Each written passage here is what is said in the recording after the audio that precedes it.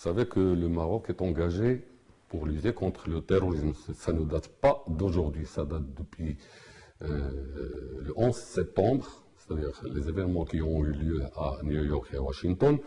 Le Maroc s'est aligné sur la coalition pour justement combattre ce fléau qui menace l'humanité. Donc, pour moi, toutes les cellules sont dangereuses.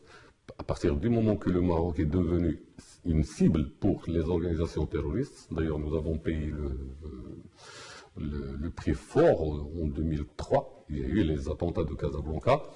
Depuis lors, le Maroc a, selon une vision de Sa Majesté le Roi, que Dieu le glorifie, adopte une politique qui est multidimensionnelle. Sa stratégie se fonde sur les actions qui sont proactives, anticipatives. Donc, toutes les cellules, pour moi, que nous avons démantelées, pour moi, ce sont des cellules dangereuses parce que on est en train de combattre l'extrémisme sous toutes ses facettes. C'est vrai que la dernière cellule que nous venons de démanteler dernièrement, nous avons découvert que c'est une cellule qui était préparée dans un stade beaucoup plus avancé. D'ailleurs, lors de leur arrestation, comme vous le savez, comme il a été diffusé, ils ont été déjà dotés de matériel, c'est-à-dire de moyens logistiques, des armes, des produits explosifs, et même ils ont pu confectionner des ceinturons explosifs pour justement mener des actions de grande envergure sur l'ensemble du territoire et créer un climat de psychose parmi la population.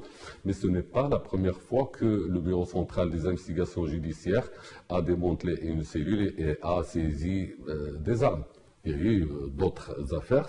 Moi, je me rappelle très bien la première affaire que nous avons démantelée. Nous avons pu découvrir chez cette cellule des armes et des explosifs. Il y a eu d'autres cellules. Lors de son démantèlement, nous avons même pu découvrir des armes chimiques, des potions de poison. Donc c'est vrai que c'est une cellule qui est dangereuse dans la mesure où elle allait créer un climat. S'il n'y avait pas la vigilance des services de sécurité qui ont pu agir à temps et arrêter les promoteurs de cette cellule, Dieu soit loué, on aurait eu des attentats à l'intérieur du royaume, ce que nous espérons pas.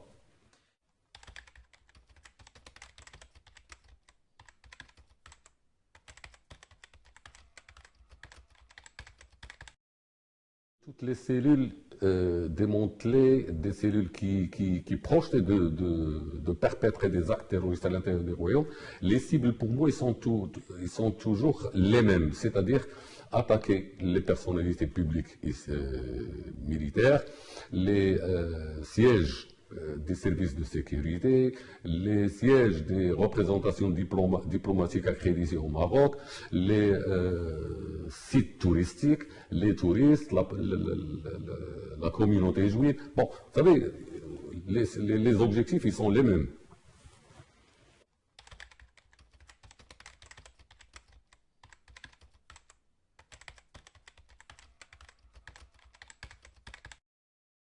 L'organisation, c'est-à-dire le pseudo-État de la Khilafa qui s'active dans la région irako-syrienne, a déjà une fraction qui est active en Libye.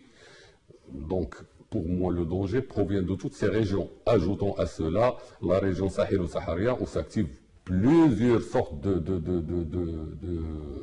d'organisations terroristes. Je n'oublierai jamais Qaïda fi Bilad al-Maghreb islamique qui s'active dans le sud de l'Algérie, Boko Haram, comme vous venez de le dire, la prolifération des armes après la chute du régime de Kadhafi sur toute la région, le conflit qui est créé par nos voisins algériens favorise l'émergence, il y a eu d'ailleurs hier la connexion des séparatistes et l'implication de séparatistes.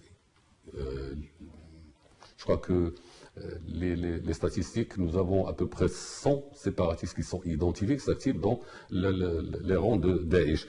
Donc pour moi, un climat qui n'est pas stable dans la région, qui est généré par un conflit et par l'entêtement de nos voisins algériens, favorise les menaces qui planent sur la région.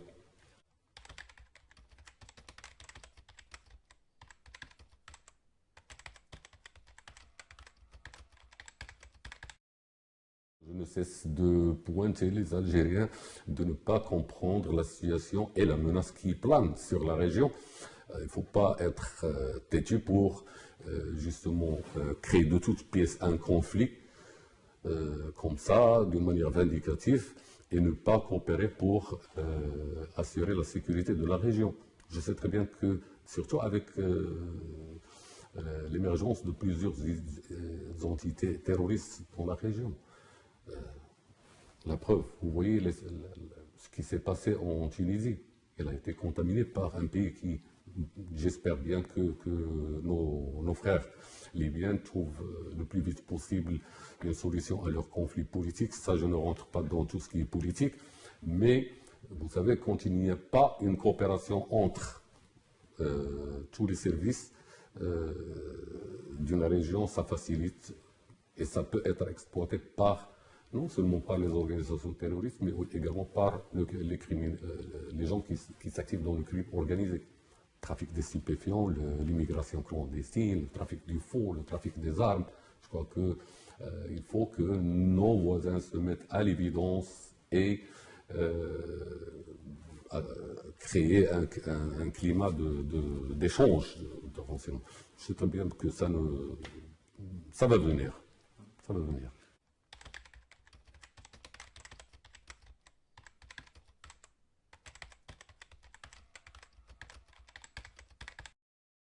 Ils sont injustifiés, ces alertes. Parce que le Maroc, pour moi, et ça, ce n'est pas moi qui le dis, ce sont des ONG, des organismes internationaux qui en témoignent. Le Maroc est un pays qui est stable. Bon, ses services de sécurité, ils mènent bien leur action contre toutes sortes de criminalités, y compris le terrorisme. Pour moi, le Maroc est la région la plus stable, d'abord par son régime, qui est un régime monarchique, par la cohésion de toutes ces composantes sociales. La stratégie adoptée par le Maroc pour faire face à toutes sortes de dangers qui peuvent venir de l'extérieur, c'est-à-dire, pour moi, la région, je ne parle pas de la région, je parle du Maroc. Le Maroc, il est beaucoup plus stable. Ce n'est pas moi qui le dis, hein, c'est le témoignage de plusieurs organismes.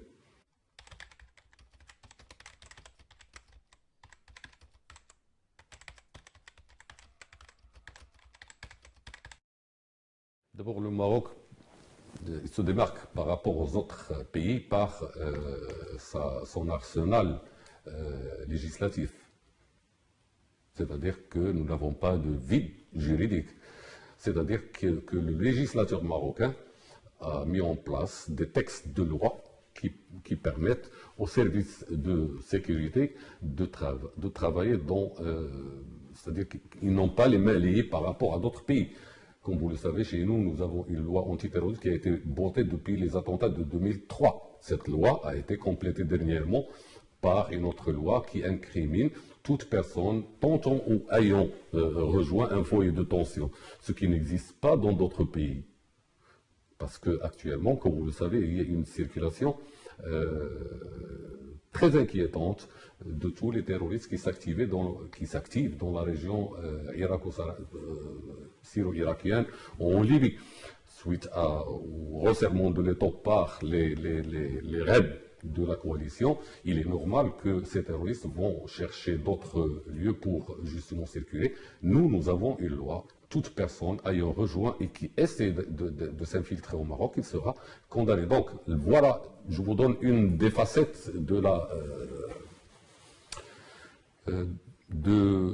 notre législation à nous. Elle est un peu adéquate pour faire face à ce genre de fléau. Ensuite, il ne faut pas oublier que le Maroc a adopté depuis 2003 une politique qui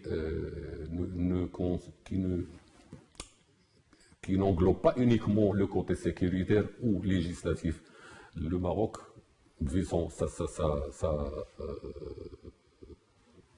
identité, vu son régime, le Maroc adopte un islam qui est modéré, Maliki Sunni modéré. Nous sommes une monarchie, nous avons une institution de commandeurs des croyants. Il y a un travail énorme qui a été effectué pour justement réformer le champ religieux. Et nous, actuellement, nous cueillons actuellement le résultat.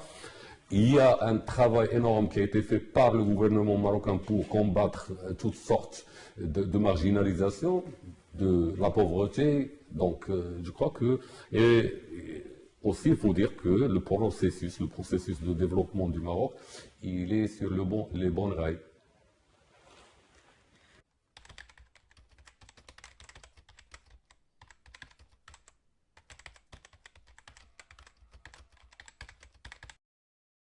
La collaboration et la coopération avec tous les pays se fait comme ça. Nous recevons des gens qui nous viennent de tous les pays, hein, africains, européens, arabes. Et bien sûr, nous échangeons nos expériences avec tout le monde. Nous n'avons pas des choses à garder pour nous, parce que c'est la sécurité de tout le monde. Hein. Ça vraiment nous réchauffe le cœur, parce que tout le monde est conscient de la nécessité de cette collaboration et coopération.